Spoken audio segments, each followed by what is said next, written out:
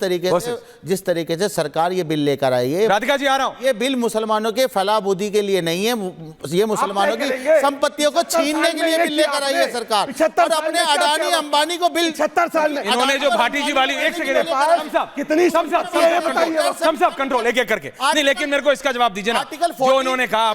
हाँ बोलिए। Article 14, article 25, 26 का गैर सरवर साहब को खिलाफ है, इसलिए मैं कह रहा हूँ गैर संवैधानिक है ये बिल। सरवर साहब दूसरा संपत्तियों को छीनने के लिए बिल लेकर आई है, जिस तरीके से एनआरसी सीए लेकर आकर मुसलमान एक बात बता एक सेकंड बोलिए। ऐश्वर्या जी इतना पूछ लीजिए इनसे, हमारी वक्त किसके लिए है, लेकर आई है, अमीरों के लिए कि गरीबों के लिए? ये सवाल पूछ रहे हैं, सुनिए हम सदन से अरे सर मुझे इसका विरोध करेंगे और हो सके आप करिए विरोध, पाक जैसा विरोध प्रदर्शन दोबारा होगा अगर ये बिल सरकार लेकर आती है। हम चैलेंज के हम साथ जानते हैं आपको, हमारे देश आपकी राजनीति को भी जानते हैं, आपको भी सरवर साहब, सरवर साहब मेरा प्रश्न धमकी, एक सेकंड ये ना, ये एक सेकंड ना, रंगरेज साहब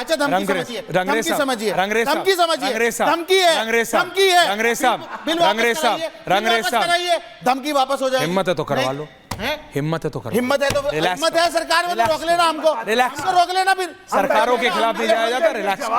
रिलैक्स जवाब हमसे लीजिए, देखेंगे हम देखेंगे भैया। शादाब तानाशाही कर रहे हैं आप कर रहे हैं, तानाशाही कर रहे हैं, आप गुंडाई कर रहे हैं, 20 करोड़ आप गुंडाई कर रहे हैं।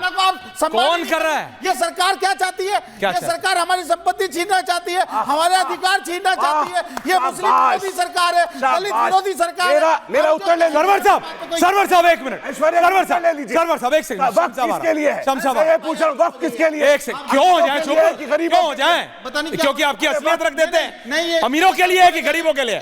अमीरों के लिए कि गरीबों के लिए? अमीरों के लिए, गरीबों के लिए? अमीरों के लिए, गरीबों के लिए? सरवर साहब, अरे 9 लाख वक्फ बोर्ड किसके लिए बना था? एक मिनट आप दोनों प्लीज रिलैक्स, मैं कह रहा हूं डाउन।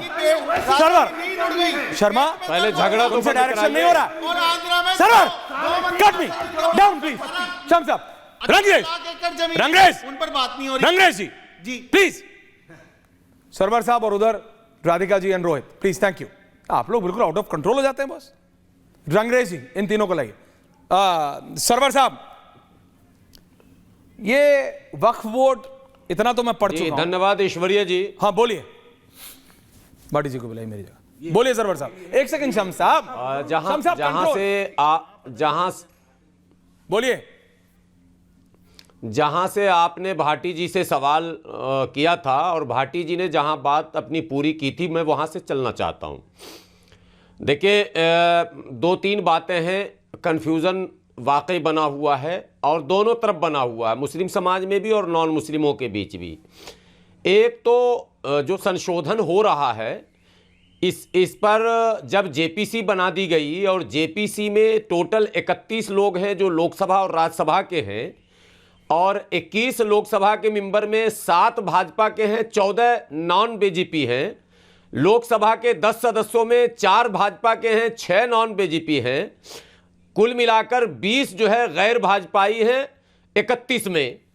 और जब पूरी तरह से ट्रांसपेरेंट रहा, तमाम पॉइंट्स पर डिबेट हुए, तमाम लोगों की राय ली गई, स्टेक होल्डर से बात किया गया, तमाम वक्फ बोर्ड के जो चेयरमैन थे अलग अलग राज्यों के, उनसे बात की गई, तमाम के मिनट्स तैयार किए गए, तमाम तरह के आपसी सुझाव को उस पर बहस की गई। सब कुछ करने के बाद अगर कोई रिपोर्ट तैयार कर दिया गया है, मुझे लगता है वो फाइनल रिपोर्ट माना जाना चाहिए, उस पर ऑब्जेक्शन करने का सवाल नहीं। एक ब्रेकिंग न्यूज आ रही है, मणिपुर में राष्ट्रपति शासन लागू हो गया है। इस डिबेट से अलग है लेकिन बताना जरूरी है। Manipur is a very sensitive border state. Manipur में राष्ट्रपति शासन लागू हो गया है from this very minute. N Biren Singh ने रिजाइन किया था। ब्रेकिंग न्यूज आ रही है इस समय, मणिपुर में राष्ट्रपति शासन लागू हो चुका है at this very minute. Breaking news full frame, Manipur में राष्ट्रपति शासन फुल फ्लेज इस समय लागू हो गया है। इस समय मैं आपको ये ब्रेकिंग न्यूज लेके आ रहा हूं। मणिपुर में सीएम के इस्तीफे के बाद राष्ट्रपति शासन has been implemented in Manipur. That's the breaking news. जैसे मेरे साथ एन बीरेन सिंह जुड़ेंगे मैं वापस जाऊंगा, but I am going back to the debate. Sham साहब, राधिका जी, रोहित जी, भाटी जी, वापस आ रहा हूं। ये वक्फ बोर्ड गरीबों के लिए बना था, लास्ट मैंने चेक किया। ये इस पे कंसोर्टियम हो गया और इसमें बीजेपी वाले अछूते नहीं है। राधिका जी, मेरे पास आपके बीजेपी के भी मुसलमान नेताओं की लिस्ट है। जिन्होंने वक्फ बोर्ड के जरिए कान घुमा के पकड़ने की कोशिश की है। सारी पार्टी के मुस्लिम नेता एक साथ आ जाते हैं, सारी, कि इसको टच मत कर लेना, इसको टच मत कर लेना, बवाल हो जाएगा। क्या बवाल हो जाएगा साहब? गरीबों के नाम पे आपने इतनी लाखों लाख प्रॉपर्टियां ले ली। क्या सरवर साहब मुझे बता दें या भाटी जी मुझे बता दें, हमारे पश्चिम में कम है? मैं बता रहा हूं ना। नहीं, अरे आप क्या बता रहे हो? प्लीज, क्यों पूछूं आपसे? नहीं, मेरे से पूछिए। आप जाके आंदोलन करो। आंदोलन भी करेंगे, करो ना आंदोलन। आपसे नहीं पूछ रहा मैं अभी। हाँ, आंदोलन करो। जब आंदोलन करोगे तो आ जाएंगे हम। मैं सिर्फ इतनी बात कह रहा था क्योंकि हम सब जानते हैं कि ये गरीबों के लिए वक्फ था। आपका आ रहा हूं सरवर जी। एक बहुत जिम्मेदार चैनल है और देश के अंदर सबसे ज्यादा देखे जाने वाला चैनल है। आम आदमी, आम मुसलमान जो आज आपके चैनल को देख रहा होगा, मैं उससे ये पूछ रहा हूं कि वो बता दे, अपने अड़ोस पड़ोस में देख ले कि वक्फ से किसी मुसलमान को कभी कोई फायदा पहुंचा या नहीं। तो जवाब आएगा नहीं। आप इस्तीफा दे दीजिए। सर बता रहा हूं, आता हूं ना मैं। पहले इस्तीफा अरे दीजिए। मैं आ रहा हूं। आप इस्तीफा दीजिए। अरे भाई आप बीच में मत बोलिए, बीच में मत बोलिए, बीच में कमाल कर रहे। जब आप कह रहे हैं मैं आ रहा हूं, मेरी बात आने दीजिए, फिर बोलिएगा। पद पर बने बैठे हैं भाई, आ रहा हूं ना। आप क्यों पद पर बने बैठे? बता तो रहा हूं। बताइए ना क्यों बने बैठे? तो लीजिए, आप बताइए आपने क्या काम पहले भी चिल्ला रहे थे, फिर मैं बोलूंगा डिस्टर्ब हो जाएंगे। अरे मैं बोलने नहीं दूंगा आपको, आप बोलने नहीं दूंगा। यही तो ताना है। मैं बोलने नहीं दूंगा आपको। इस्तीफा दीजिए। Okay Rohit, Rohit relax, Rohit Singh relax please, thank you very much. मैं आ रहा हूं वापस।